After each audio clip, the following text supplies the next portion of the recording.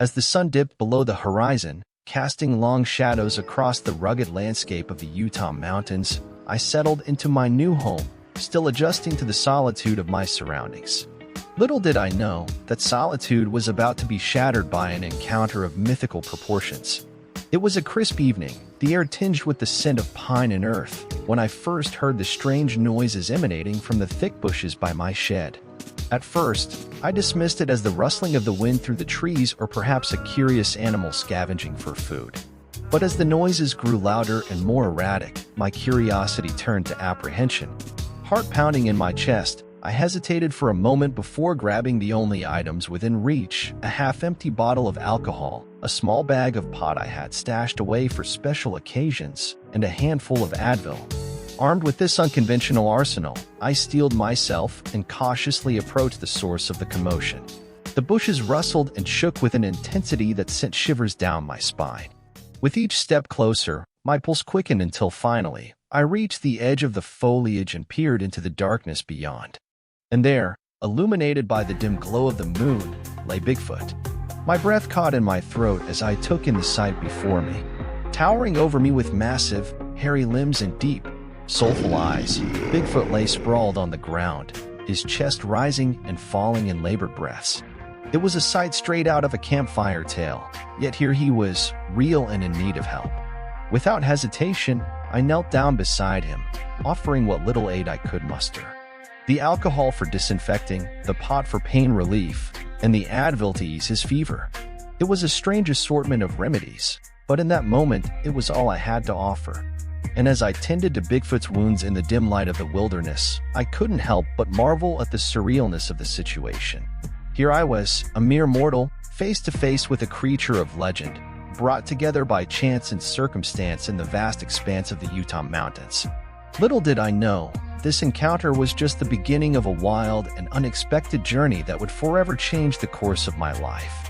Coaxing Bigfoot into the shed was no easy feat. His sheer size and strength made every movement a delicate dance between caution and determination. With each step, I could feel the weight of responsibility pressing down on me, knowing that the fate of this mysterious creature rested in my hands. But despite the challenges, I persisted, driven by a mix of adrenaline and compassion that fueled my every action. Inch by inch, we made our way into the sanctuary of the shed, where the dim light cast long shadows across the dusty floor. It was a humble refuge, far removed from the vast expanse of the wilderness, yet somehow, it felt like the safest place in the world. Once inside, I wasted no time in tending to Bigfoot's wounds.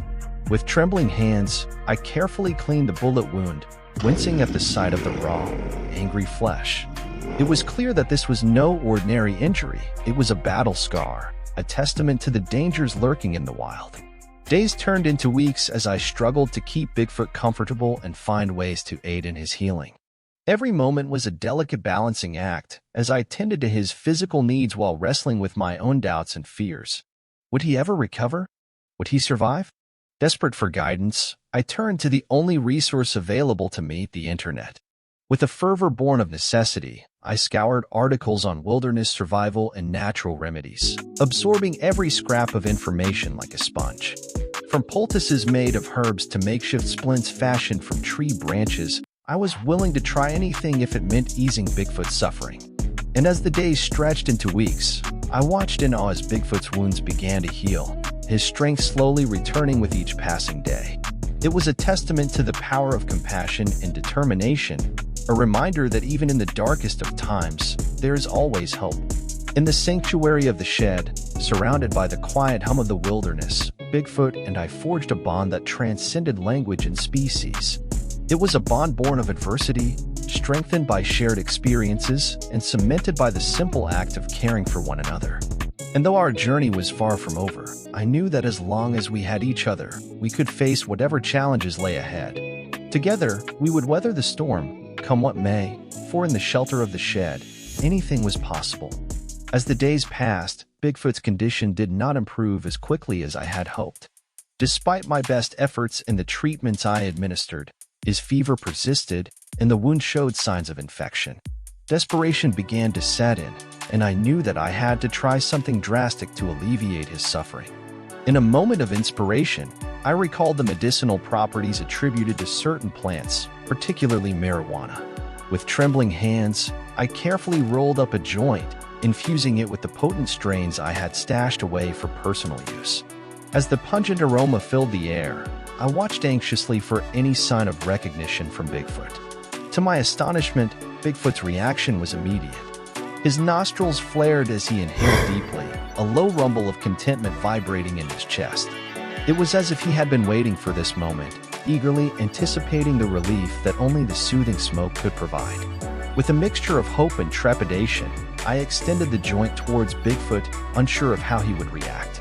But to my surprise, he accepted it without hesitation, taking a long, slow drag before exhaling a plume of smoke into the air. It was a surreal sight, watching this mythical creature partake in a ritual so familiar to me, yet so foreign to him. As the minutes ticked by, I observed a subtle shift in Bigfoot's demeanor. The tension in his muscles began to ease, his labored breathing slowing to a steady rhythm. It was as if the marijuana had unlocked a hidden reservoir of tranquility within him, allowing him to find solace amidst the pain and uncertainty. And in that moment, I realized the true power of compassion and understanding. Despite our differences, despite the vast chasm that separated us, Bigfoot and I were united by a common bond, the desire to alleviate suffering and find comfort in the midst of adversity. As we sat together in the dimly lit shed, surrounded by the gentle glow of the moonlight, I couldn't help but marvel at the strange twist of fate that had brought us together. Who would have thought that a simple plant could bridge the gap between two beings so different, yet so alike in our quest for healing? And as the night wore on, I found myself filled with a newfound sense of hope. For in the unlikely medicine of marijuana, I had discovered a beacon of light amidst the darkness, a ray of hope that would guide us through the trials that lay ahead. As the days turned into weeks, Bigfoot and I found ourselves spending more and more time together in the sanctuary of the shed. What had begun as a desperate attempt to save his life had blossomed into an unexpected friendship, forged in the crucible of adversity and bound by a shared love of weed. As we sat together, passing joints back and forth, Bigfoot began to open up to me about his life in the woods. He spoke of long days spent foraging for food, of quiet nights beneath the starry sky, and of the simple pleasures of life in the wilderness. It was a world unlike anything I had ever known, a world where the rhythms of nature dictated the ebb and flow of daily life. But amidst the tranquility of the forest, there was also danger lurking in the shadows. Bigfoot spoke of hunters who roamed the woods, their guns poised and ready to strike at a moment's notice. It was a constant threat, a reminder of the precarious balance between life and death that defined existence in the wild. And yet, despite the dangers that surrounded him, Bigfoot remained resilient, his spirit unbroken by the hardships he faced. It was a testament to his strength and determination, a reminder that even in the face of adversity, there is always hope. As our friendship deepened, we began to explore new ways to enjoy our shared love of weed. I taught Bigfoot how to roll a blunt, guiding his massive hands through the delicate motions with patience and encouragement. And though his first attempts were clumsy and uneven, there was a joy in the process, a sense of camaraderie that transcended language and species. Together, we experimented with different strains and techniques, each joint a small celebration of our bond and the unlikely friendship that had blossomed between us. And as we sat together, surrounded by the comforting embrace of smoke and laughter, I knew that I had found a kindred spirit in this gentle giant of the forest. For in the quiet moments shared between puffs of smoke and whispered confessions, Bigfoot and I discovered that despite our differences, we were not so different after all. We were two souls, adrift in the vast expanse of the wilderness, finding solace and companionship in the most unlikely of places. And in that shared bond, we found a sense of belonging that transcended the boundaries of time and space, a bond that would endure long after our paths had diverged once more. As the days stretched into weeks, I watched with bated breath as Bigfoot's strength gradually returned, his once limp limbs now filled with vigor and vitality. It was a testament to the power of perseverance and the resilience of the human and Bigfoot spirit. And then, one morning, as the sun cast its golden rays upon the rugged landscape of the Utah mountains, Bigfoot stood before me, his towering figure silhouetted against the backdrop of the rising sun. There was a newfound lightness in his step, a sense of purpose that had been absent in the days of his convalescence.